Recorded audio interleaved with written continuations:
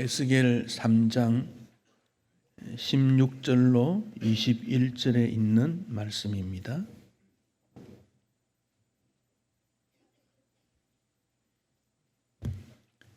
에스겔 3장 16절로 21절의 말씀 한 절씩 교독하겠습니다. 7일 후에 여호와의 말씀이 내게 임하여 이르시되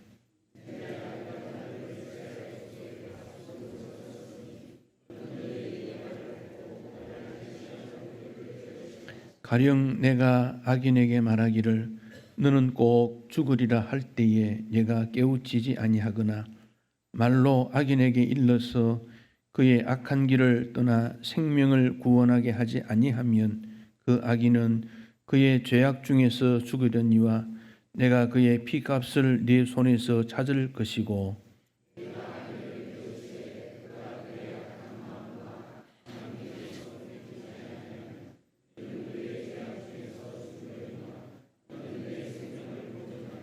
또 의인이 그의 공의에서 돌이켜 악을 행할 때에는 이미 행한 그의 공의는 기억할 바 아니라 내가 그 앞에 그치는 것을 두면 그가 죽을지니 이는 얘가 그를 깨우치지 않음이니라.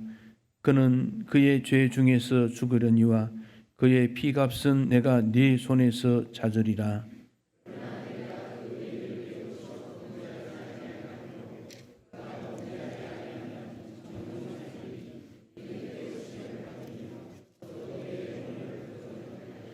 아멘.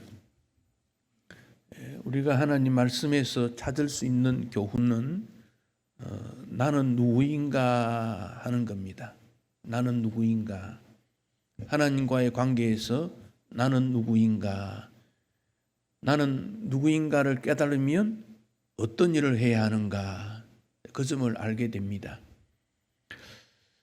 에스겔은 하나님의 부름을 받았고 에스겔에게 하나님께서 말씀하시기를 너는 이스라엘 족속의 파수꾼이다. 그렇게 말씀했습니다.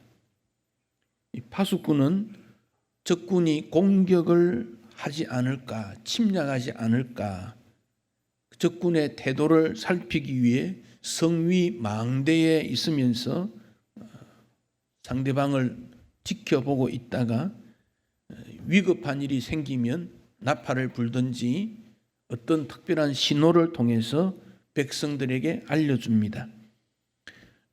파수꾼은 군사적 용어였지만은 지금은 넓게 확대되어서 개인의 재산 혹은 귀한 어떤 내용들, 심지어 감옥을 지키는 것도 파수한다. 그런 용어를 사용합니다. 그러니까 위험한 일을 찾아서 알려줘야 되는 사명, 적의 공격을 제일 먼저 알아채고 공격이 있다라고 말하는 사명, 이 파수꾼의 사명이지요. 제2차 세계대전이 1939년에서 45년까지 6년간 일어났는데 1941년 12월 7일에 일본의 비행기들이 해군 비행기들이 하와이를 습격한 적이 있습니다. 거기 있던 12척의 배들이 침몰되거나 파괴되고 아리조나호는 1000명 이상 군인들이 죽었고 188대의 비행기가 격추나 침몰되어 손상을 입었고 미군 전체 2403명이 사망을 했다고 합니다. 그날을 루즈벨트 대통령은 미국의 가장 부끄러운 국치일이다 이렇게 선포를 했습니다. 그 당시 일본에 있던 미국 대사 조셉 거루가 일본이 미국을 향하여 전쟁 준비한다. 그 내용을 미국에 알렸지만은 무시했습니다. 진주만 공격 몇 시간 전에 200마일 해상에서 검은 물체가 포착되어서 정보를 알렸지만은 군인들은 휴일을 즐겼습니다. 파수꾼의 경고를 무시한 결과 큰 피해를 입게 된 것입니다. 파수꾼은 나라를 지킬 뿐 아니라 우리 자신 영혼의 파수꾼이고, 가정의 파수꾼이고, 교회의 파수꾼이고, 하나님 나라의 파수꾼으로 우리를 불렀다. 그 점을 우리가 생각하고 파수꾼의 사명이 무언가라는 것을 찾아야 합니다. 에스겔 3장과 33장이 파수꾼에 관한 사명을 제시하고 있습니다. 에스겔이 파수꾼이 되는 여기에는 에스겔이 내가 파수꾼이 될 거야 그렇게 해서 된 게 아닙니다. 오늘 본문 17절에도 내가 너를 이스라엘 족속의 파수꾼으로 세웠다. 하나님께서 그를 부른 겁니다. 그러니까 에스겔의 어떤 의지, 능력, 이거와 관계없이 하나님께서 그를 세웠다. 하나님이 세웠다. 그렇다면 그 능력도 하나님께서 주신다. 이 원리를 알게 됩니다. 지금 이스라엘 백성들이 바빌론의 포로로 잡혀가서 그곳에 살아가는 이스라엘 사람들의 상태는 에스겔 3장 7절 이하에 보면 이스라엘 족속의 이마가 굳고 마음이 굳어 너의 말을 듣고자 아니한다. 에스겔 선지자의 말을 듣지 않는 것은 하나님의 말씀을 듣지 않는 것이다 라고 말씀을 하고 있습니다. 이마가 굳었다. 아무 말도 듣지 않고 자기 생각을 제일로 여기고 자기 판단대로 행동하는 그들에게 에스겔이 어떻게 말씀을 전해야 되겠습니까? 그러자 8절에 보면 보라 내가 그들의 얼굴을 마주 보도록 너의 얼굴을 굳게 하였고 그들의 이마를 마주 보도록 너의 이마를 굳게 하였고 너의 이마를 화석보다 굳은 금강석같이 하였기 때문에 반역하는 족속이라도 두려워하지 말며 그들의 얼굴을 무서워하지 말라. 에스겔의 이마를 금강석 같다. 금강석은 칼을 갈 수 있는 돌이에요. 얼마나 돌이 강하면 쇠를 갈아내겠습니까? 에스겔 이마하고 이스라엘 백성 이마하고 딱 부딪히면 이스라엘 백성 이마들이 깨어진다 그 말이에요. 이건 뭐 레슬링 해라 그 말 아니지요. 영적인 면에서 에스겔이 하나님의 말씀을 들고 나갈 때 강하신 하나님이 그와 함께한다 하는 확신을 가지지 아니하면 그 사역을 감당할 수 없기 때문에 그렇습니다. 이런 내용은 에스겔뿐 아니라 이사야 선지자에게도 말씀을 하셨습니다. 이사야 50장 7절에 보면 주 여호와께서 나를 도우심으로 내가 부끄러워하지 아니하고 내 얼굴을 부싯돌같이 굳게 하였으므로 내가 수치를 당하지 아니할 줄 아노라. 물론 이사야 선지자가 하나님께서 나를 강하게 해주셨다라는 표현인데 사실 이 말씀은 예수님에게 적용되는 예언이기도 합니다. 예수님의 모습이 이런 단단한 굳게 결심한 하나님의 영광과 뜻을 위해서 반드시 이루겠다고 하는 강한 의지의 예수님이셨다는 것을 이사야 선지자가 이미 예언을 한 것입니다.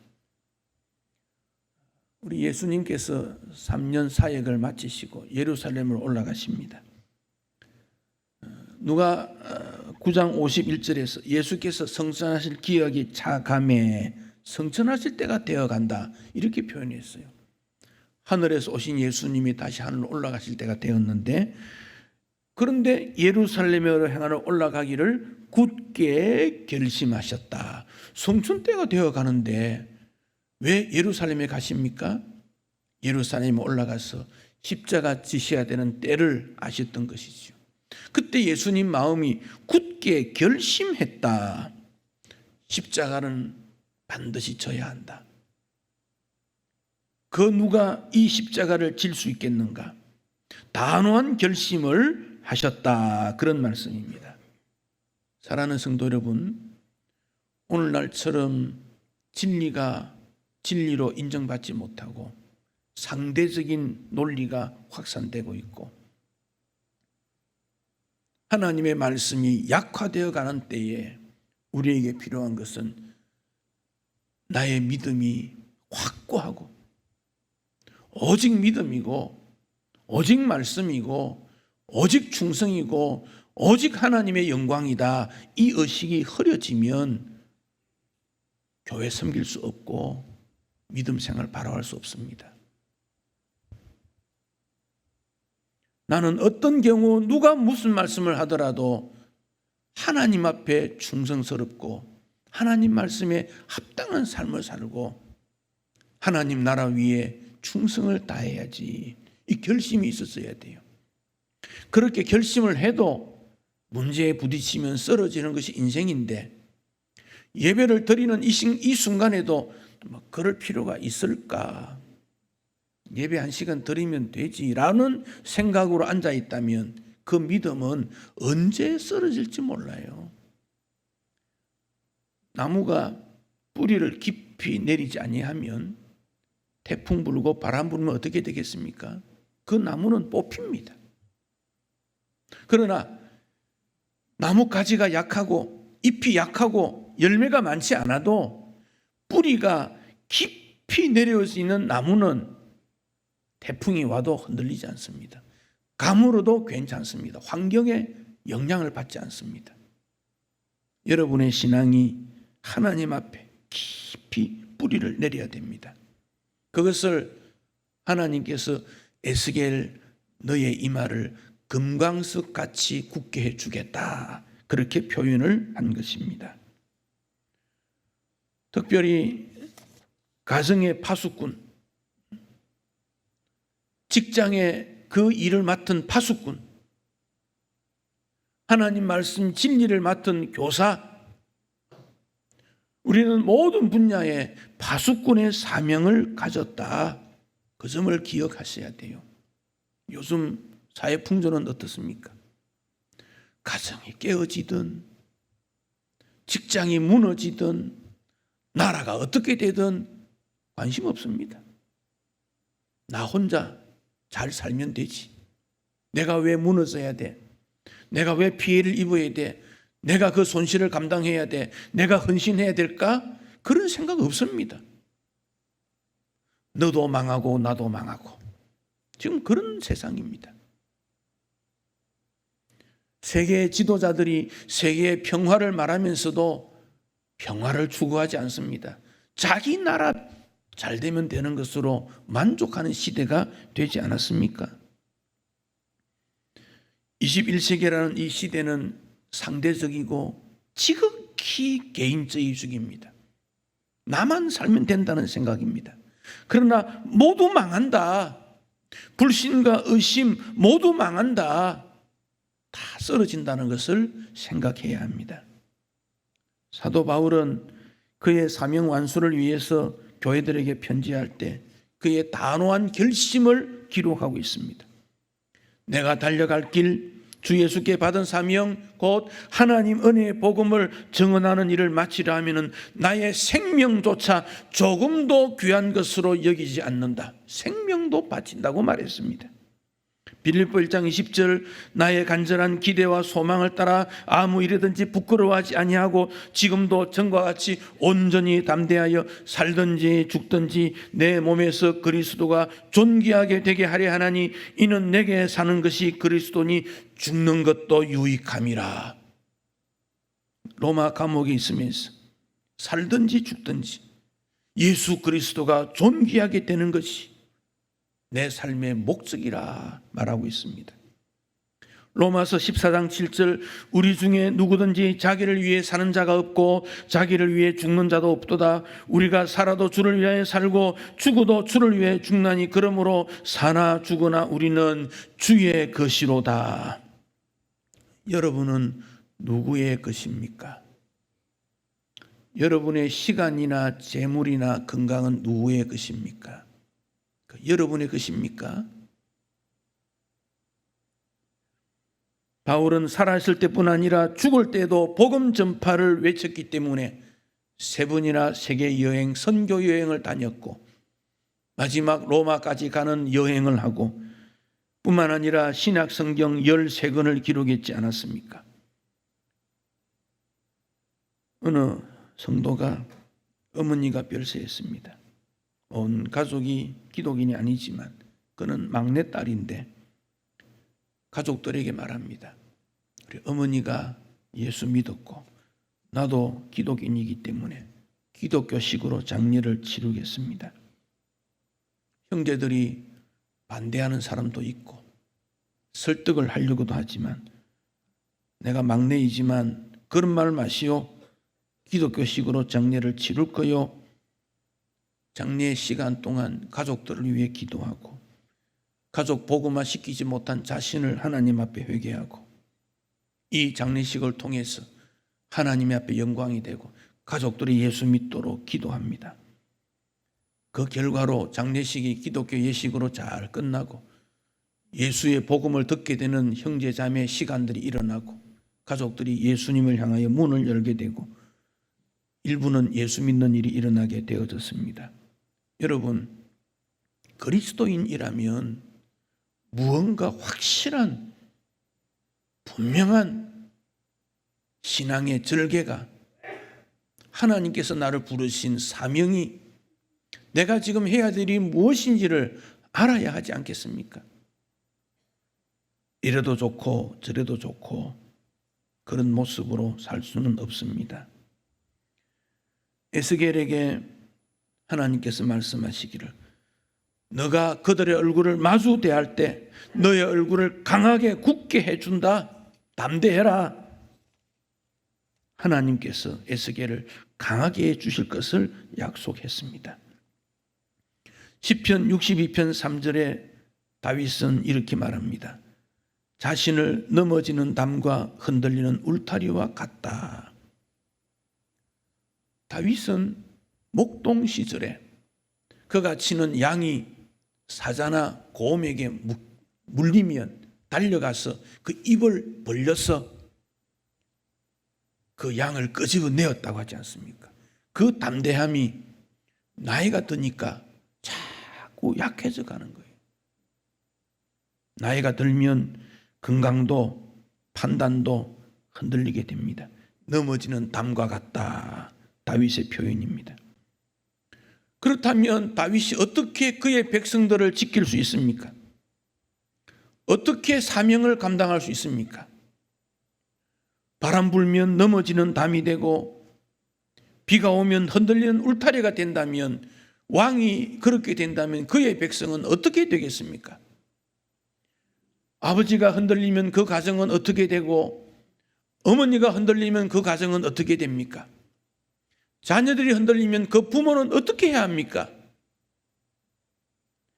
나이가 들면 눈도 침침하고 기억력도 떨어지고 정신력도 약해지고 인간은 연약한 존재입니다.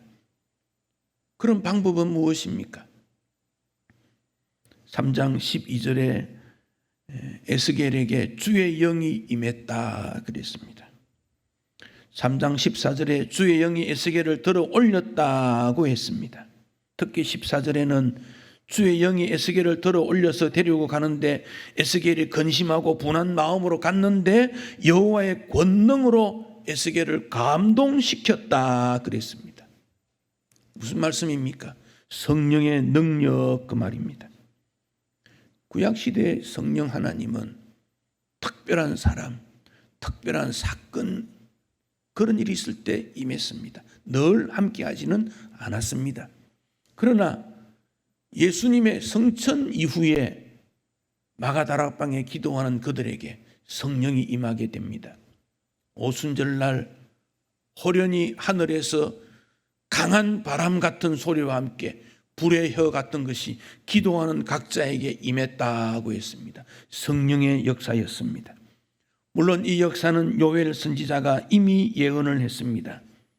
주께서 성령을 보내주시면 자녀들이 장래일을 말하고 늙은이도 꿈을 꾸고 젊은이가 이상을 보게 될 것이다. 모든 사람들에게 성령을 부어주시겠다고 약속을 하셨습니다.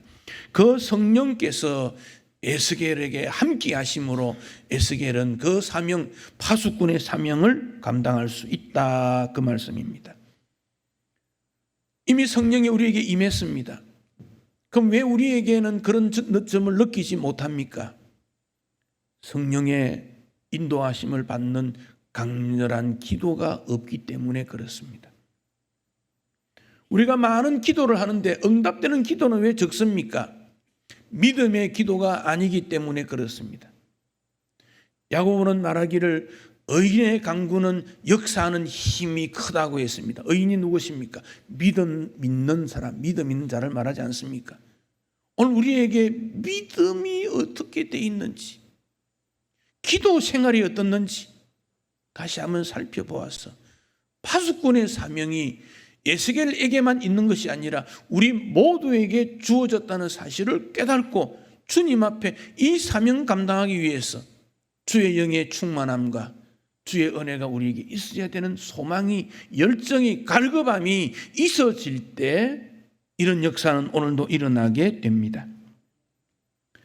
에스겔이 비록 포로이지만은 하나님께서 주의 영으로 그를 변화시키면 그는 그 사역을 감당하게 됩니다. 시대가 어려울수록 불신이 강하고 미움이 있고 시대가 악해질수록 주의 영의 강한 역사는 너무도 절실히 필요하고 요청되는 것 아니겠습니까? 그렇게 하지 아니하고 어떻게 믿음 생활하고 어떻게 주의 교회 섬기고 어떻게 말씀을 믿고 따른다고 할 수 있겠습니까? 에스겔에게 또 하나 주어진 것이 두루마리를 에스겔에게 주신 겁니다. 3장 3절 내게 이르시되 인자야 내가 내게 주는 이 두루마리를 내 배에 넣으며 내 창자에 채우라 하시기에 내가 먹으니 그것이 내 입에서 달기가 꿀 같더라. 하나님 말씀을 두루마리라는 표현을 했지요. 이 하나님 말씀을 꿀같이 꼭 먹어야 되는, 그 말씀이 즐겁기 때문에 읽고 토론하고 분석하고 실천하고 이 말씀이 정말 그러한가 하는 신앙생활을 해야 합니다. 어떤 사람은 하나님 말씀을 수면제로 먹습니다. 잠이 안 오니까 말씀 읽는데요. 설교 때 잔대요. 수면제로 생각한대요. 능력이 나타나겠습니까? 하나님 말씀을 먹는다, 이 말은 자기 것으로 삼은 겁니다. 3장 10절에서는 이 하나님 말씀을 마음으로 받았다, 그리 말했습니다. 우리의 힘의 원천은 하나님이십니다. 그 하나님께서 말씀과 성령으로 우리에게 임하십니다. 그래야 고난도 이기고 사명도 감당하게 됩니다. 여러분 직장생활 여러분 힘으로 하십니까? 공부 여러분의 지혜로 하십니까? 세상 사람과 똑같지 않습니까?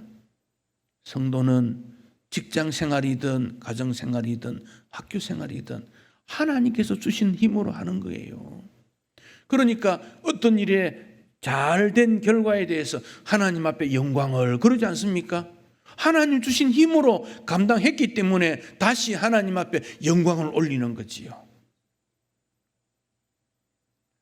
파수꾼의 사명은 패역한, 하나님을 거역하는 그 시대에 하나님의 말씀을 전하려고 하니까 금강석 같은 강함이 없이는 말씀의 실천자가 될 수 없고 말씀을 전할 수 없고 사명을 감당할 수 없기 때문에 하나님께서 에스겔을 강하게 해주신다 그랬습니다. 이 파수꾼은 영어로 워치맨 그러지요. 눈을 부릅뜨고 지켜보는 일이지요. 이 일을 신약에 오면 교회의 지도자들에게 이 말씀을 주십니다. 사도행전 20장 28절 성령이 그들 가운데 여러분을 감독자로 삼고 자기 피로 사신 교회를 보살피게 하셨느니라. 여러분은 자기를 위하여 또는 온 양떼를 위하여 삼가라, 조심해라 그 말이지요. 여기 감독자를 영어로 오버시어, 내려다보는 사람, 워치맨, 오버시어 같은 뜻입니다. 파수꾼입니다.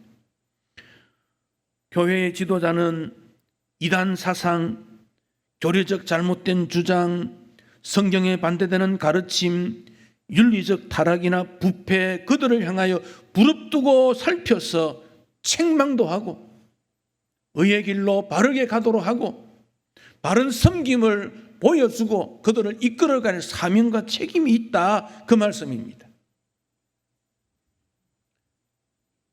직분이 무엇입니까? 하나님 앞에 나의 모습을 정결케 하고 말씀의 실천자가 되고 또한 약한 자를 도와주는 것, 이단 사상을 차단시키는 것, 이게 지도자의 역할 아닙니까? 그러므로 깨어있으라는 말씀을 우리 예수님께서 여러 번 강조하셨습니다. 깨어있으라. 영적 파수꾼이기 때문에 잘 살펴야 된다, 그 말씀입니다.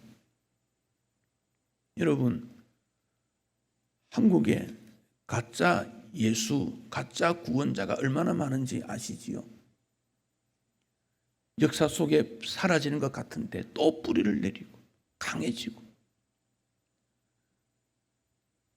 뿐만 아니라 지금은 뚜렷한 이단이 아니면서도 유사한 이단들이 또 나타났어요. 근데 이 사람들이 윤리적인 문제로 감옥에 갇혔지만은 그 이단 단체의 조직력은 대단합니다. 자금력 대단합니다. 어디서 그런 힘이 나오겠습니까? 그들 때문에 교회 전체가, 기독교가 박해를 받고 있고 복음이 문이 막혀져 있고 하나님의 나라가 무너져 가고 있는 것이 한국의 실정입니다. 주 하나님께서 우리를 이 땅에 파수꾼으로 세웠다. 항상 기억해야 됩니다. 본문 17절에 내 입의 말을 듣고 나를 대신하여 그들을 깨우치라.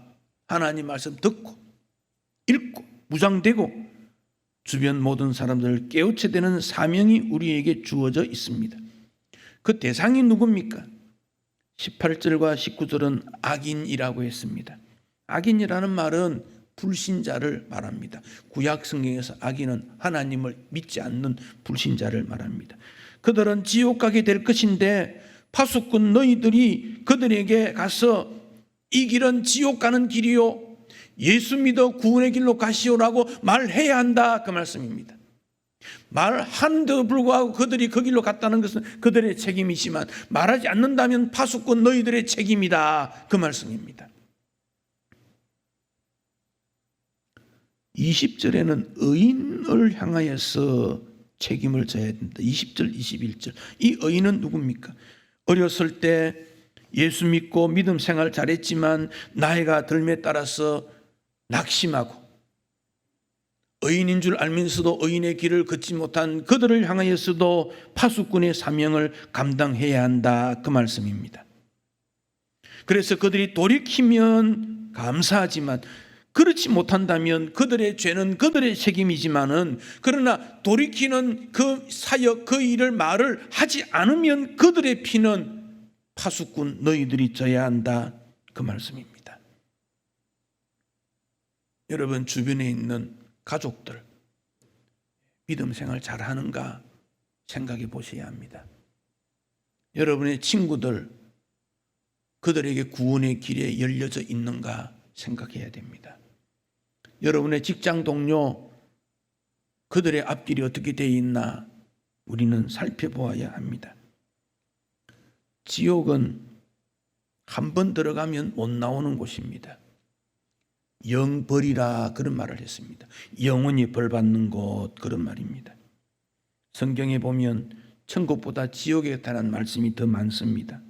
왜냐하면 그 길은 가시면 안 되기 때문에 그렇습니다. 지옥이 어디 있느냐? 없다. 천국이 어디 있느냐? 없다. 그 말 믿으렵니까? 지옥이 없다, 천국이 없다, 그 말이 진리입니까? 거기에 현혹되어 가서 그럴 거야 라고 생각하십니까? 하나님의 말씀을 어떻게 듣고 어떻게 읽고 어떤 믿음을 가지고 있습니까? 파수꾼의 사명은 크게 외치고 목소리를 높이고 죄에서 벗어나 하나님 앞에 돌아와야 된다는 것을 외치는 것이 파수꾼의 사명입니다. 어느 성도가 핸드폰 소리를 군밤 타령으로 넣었습니다. 바람이 분다, 바람이 불어. 그래서 물었습니다. 왜 그런 말을 했냐? 찬송도 있고 클래식도 있고 좋은 음악이 많은데 그가 말합니다. 내가 새벽기도 파수꾼인데 피곤할 때는 조용한 음악은 잠을 깨울 수가 없어가지고 큰 소리 나는 거라야 일어나기 때문에 일리가 있다고 봅니다. 기도의 파수꾼은 기도하는 자리를 놓으면 안 됩니다. 말씀의 파수꾼은 말씀의 자리에 놓으면 안 됩니다. 내 건강이 좋지 못하고 환경이 좋지 못해 잠시 내려놓을 수는 있겠지만은 주님 앞에 가는 날까지 우리는 그 사명 감당해야 합니다.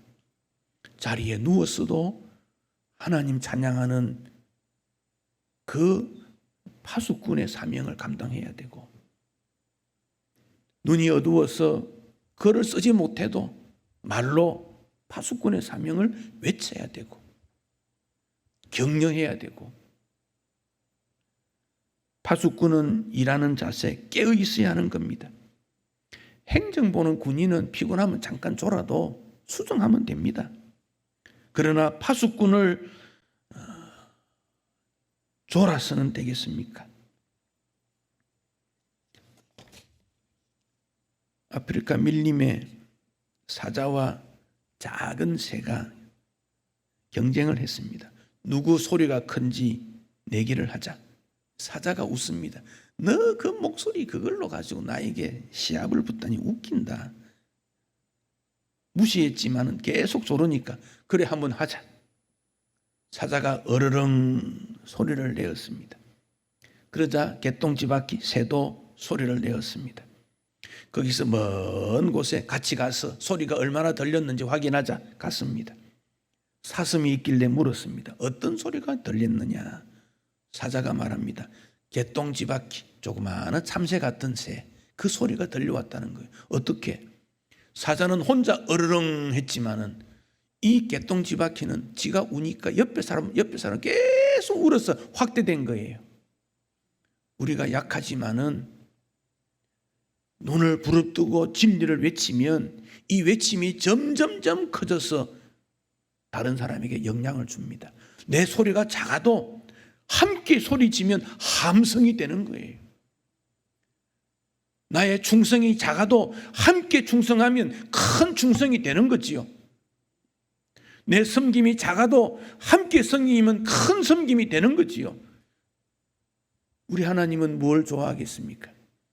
어떤 큰 인물이 크게 헌신하는 것도 주님은 기뻐하시지만 작은 헌신이 모여서 큰 헌신이 되는 것 주님 더 기뻐하지 않겠습니까? 파수꾼의 사명 감당이 어렵지만 이 사명이 가치가 있고 귀하다고 여겨지면 생명을 내어놓고 그 일을 하게 됩니다. 노름하는 사람들은 아마 금지해도 왜 합니까? 재밌으니까 하지. 재밌으니까. 파수꾼이 왜 파수 일을 할 수 있습니까? 즐거우니까 하는 거지. 여러분이 생각하는 취미 생활이나 하는 일보다 이 일이 더 즐겁고 가치 있다고 여기면 그 일을 하지 않겠습니까? 하나님께서 파수꾼의 일을 맡기셨다는 이 뜨거운 사명이 있다면 고양이한테 생선을 맡기면 너무 좋아합니다. 1,000,000원짜리 수표를 주면 보지도 않습니다.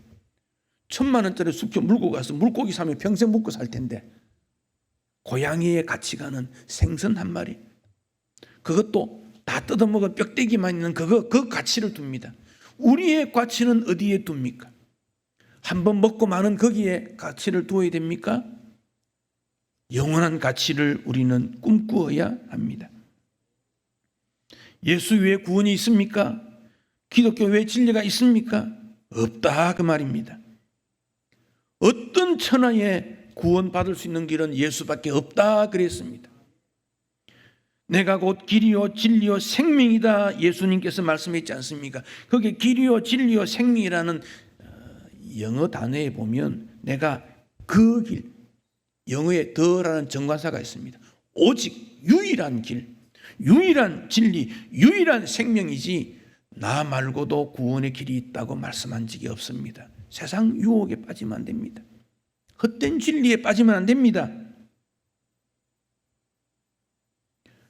주님은 더 강조해서 너가 깨우치지 아니하면 그 상대방의 핏값을 너를 통해 받을 거다. 책임이 너무 강합니다. 사랑하는 성도 여러분, 오늘 주님 앞에 나와서 여러분 무엇을 기대하십니까? 주님은 우리를 사랑히 여기셔서 사명을 주셨는데 그 사명이 파수꾼의 사명이라 그럽니다. 대충 살면 안 됩니다. 확실한 믿음으로 소망을 가지고 이제 말세 됐다는 것은 다 공통적으로 느낀 거 아닙니까? 진리를 따르는 사람이 많지 않습니다. 지금 오직 예수 말하는 사람이 없습니다. 그 사명이 우리에게 주어졌습니다. 사명 감당하는 주의 백성 되시기를 축복합니다.